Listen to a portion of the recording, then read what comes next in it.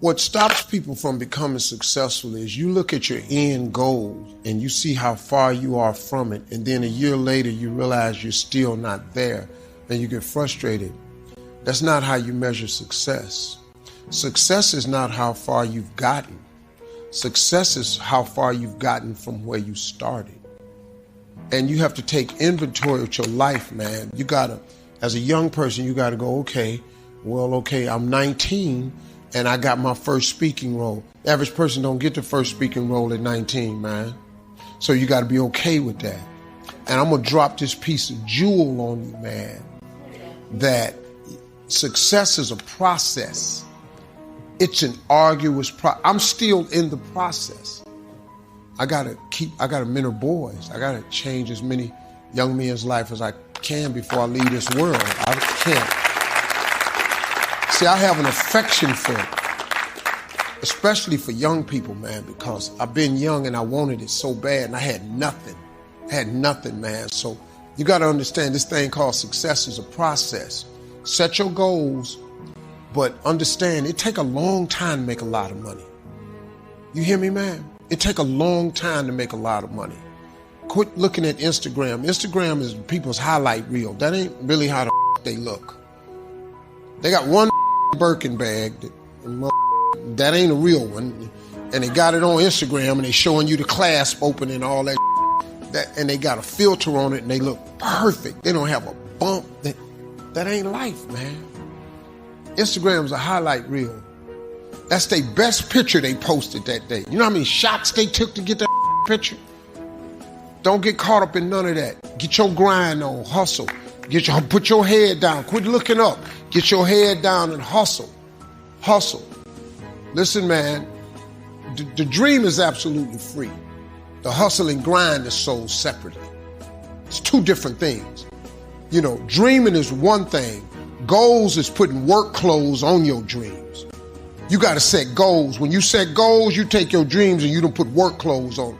You got to hustle, man. You got to talk to God every day. If you ain't talking to God, you're making this thing way harder than it's got to be. You got to include God in the mix or you're going to be struggling. Listen to me, I struggle. God, you don't put God in this thing, you're going to be wandering around for a long time trying to figure it out. If you died today, what dreams, what talents, what abilities, what gifts, what ideas would die with you? One minister out of Bahama said, the wealthiest place on the planet, it's not in the Far East where there's oil in the ground. It's not in South Africa where there are diamond mines. He said, the wealthiest place on the planet is the cemetery.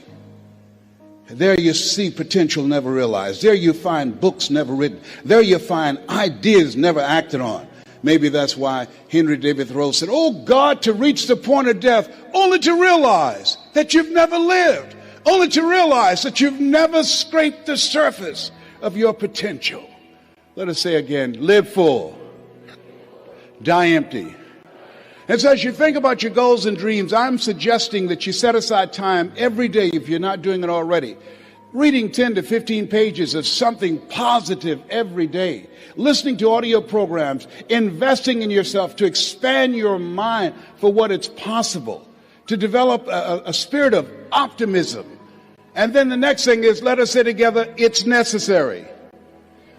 You see, not only is it possible that you can live your dream and that you have to sell yourself on that every day. There's an African proverb that says, if there's no enemy within, the enemy outside can do us no harm. I didn't do this for 14 years because I convinced myself I couldn't do it. I would go see the late Zig Ziglar and Jim Rohn and the late Dr. Norman Vincent Peale, and I saw Tony Robbins, and my heart said, I could do that. You know, man, your dreams have to be bigger than all your fears. If you see, that's why you have to have big dreams, because your dreams have to be bigger than all your fears and all your consequences. What makes people go back is you dream too small. See, your problem in life ain't if you aim too high and you miss it. Your problem in life is if you aim too low and you hit it. You messed up now. So when you aim to the moon and you miss, you still amongst the stars. So it kind of keeps you motivated a lot longer, man, to help you push through. Because everybody's going to have a push through moment. because everybody has a turn back moment. The key to making it is you can never turn back. See, God is always coming. See, look, man, when you ask God for something, God boxes it up, put your name on it, and he ships it the day you ask for it. Soon as you ask for it, he ships it. The problem with the package is he never tells you the date that it's going to arrive. If he did that, it would destroy the one element that he requires, your faith. So God sends your package, but he only delivers to Faith Street. If you step off of Faith Street and you go over here to I Don't Believe It Boulevard, he don't ship there. If you step over here to I Don't See How Avenue, he don't ship there.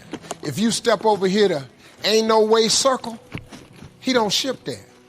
The package only goes to Faith Street. What happens to the average person is that when the package arrives and you ain't on Faith Street, it's just like the post office and FedEx, UPS. If you ain't there, the package got to go back. You know how many packages you got in heaven that got sent back? This is real talk, man. This is how it works. Being successful, y'all, is not a magic trick. You have to learn the principles of success. You can be successful at anything. You really can, man. I don't have no education. I'm not really like school smart, none of that. And I got a lot of people work for me, got degrees. See, when I don't know something, I pay somebody to know it. Just come stay around here. I come down here and do the gift. I keep telling the jokes. I'm telling you, God has an incredible life for you. All you got to do is ask him for it. Be willing to put in the work. But now this work part is hard. Success is hard. But let me ask you a question. Ain't not being successful hard too? So now which hard you want? You want the hard with some options and some benefits, or you want the hard with ain't nothing going on? I'm going to take the hard with the option and benefits. Give me that hard. Let me try that. So you have something special. You're here because there's something in your heart of hearts that said, I want more. I can do more. You're here because you're different. How many of you know people who should be here? Raise your hands, please. Yeah, so you're here because you're different. You're uncommon. One man said, I choose not to be a common man. It's my right to be uncommon if I can. I seek opportunity, not security. I do not wish to be a kept citizen, humbled and dulled by having the state look after me. I want to take the calculated risk, to dream and to build, to fail and to succeed. I refuse to live from hand to mouth. I prefer the challenges of life to the guaranteed existence, the thrill of fulfillment to the still calm of utopia. I will never cower before any master, nor bend to any threat. It's my heritage to stand erect, proud and unafraid, to face the world boldly and say, this I have done. Give yourselves a round of applause for having an uncommon desire to reach your goals, to achieve something great with your life. Bring your level of energy up.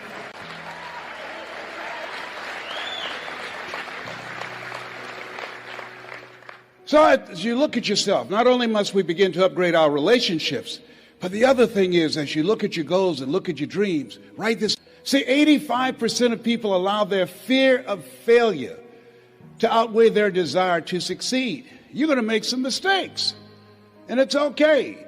Anything that's worth doing is worth doing badly.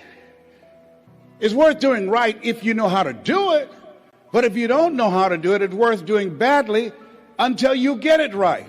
You have to be willing to experiment with life. I've done a variety of things and I had absolutely no idea I had the ability to do those things. Here's what I can say about you, and I don't even know you. You've got greatness within you, but you will not discover your greatness in your comfort zone. You've got to be willing to get outside of your comfort zone, because in order to do something you've never done, you've got to become someone you've never been. And most people, they go to their graves with their greatness still in them. Maybe that's why one woman said in a moment of anguish, what if you live your whole life only to discover that it was wrong? Here's something else as you think about your goals and dreams. What's your why? Why do you want to do it? What drives you? This is my mother. She was 46 years old when she adopted first Wesley and I, and then 5 other children. And she was a driving force in my life. Which one am I now? I'm the one on the left, all right? Yes, indeed. And as you think about your goals and dreams, think about somebody that you love, that inspired you, someone that you love, that you admire.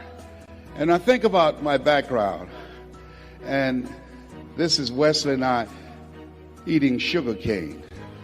And you can see we were not born with a silver spoon in our mouths.